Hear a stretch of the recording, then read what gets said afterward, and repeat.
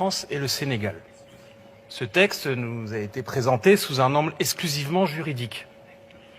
Mais il n'existe pas de texte juridique sans portée politique, a fortiori en droit international. Y a-t-il urgence à adopter, à l'initiative du gouvernement sénégalais, la nouvelle version d'une convention déjà en vigueur depuis 1974 ?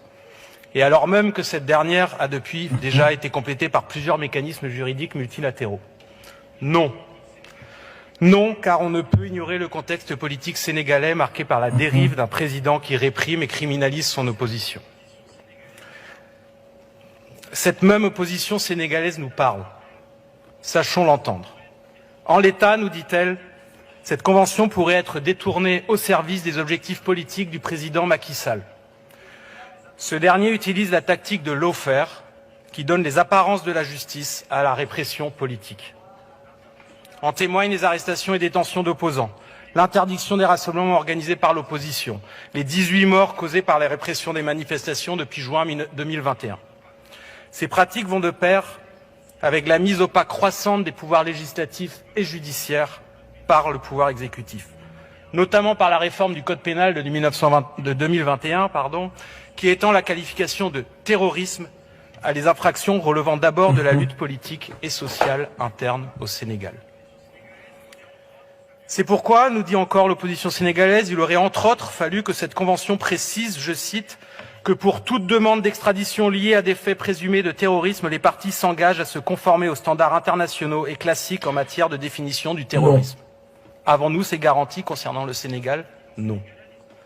D'autant que la dérive autoritaire du président sénégalais risque de provoquer une crise sociale et politique majeure s'il entend se maintenir au pouvoir au-delà de son second mandat, à rebours de ce que prévoit la Constitution sénégalaise.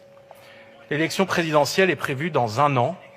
Le moment est donc mal choisi pour donner au président sénégalais, via la ratification de cette convention, une forme de brevet en état de droit.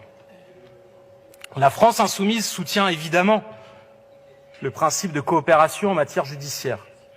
Mais, au regard des faits énumérés ci-dessus, et du fait qu'il existe déjà une convention entre la France et le Sénégal dont la modernisation ne présente aucun caractère d'urgence, notre groupe s'opposera à ce texte. Il en va du respect des droits du peuple sénégalais, donc de l'amitié entre les peuples français et sénégalais. Ce qui passe ici pour un texte sans grande importance est vu au Sénégal comme une provocation. Ne laissons pas abîmer une relation marquée notamment par la présidence de 4 députés aux États généraux de 1789, par la lourde part prise par les Sénégalais dans les guerres mondiales aux côtés de la France, par la langue que nous avons en usage commun, etc. Ce serait une erreur d'autant plus grave que la présence française dans la région est contestée.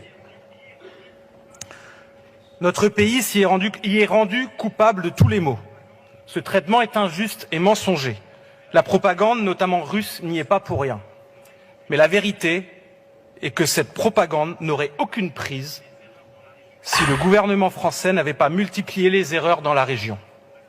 Entendons-nous, ce n'est pas la France qui est critiquée pour elle-même, mais c'est une certaine politique. Si cette convention est ratifiée, c'est à nouveau le signal d'un soutien à un gouvernement en pleine dérive autoritaire qui sera envoyé. L'heure est à opérer un changement radical de politique au service d'une francophonie populaire, rompant avec les leçons de démocratie à géométrie variable et avec tout ce qui alimente un néocolonialisme réel ou ressenti. À commencer par le soutien à des gouvernements en but à l'opposition massive de leur peuple. Entendons ces derniers. Ils sont l'avenir de la relation entre la France et les pays africains. Donc, je vous remercie.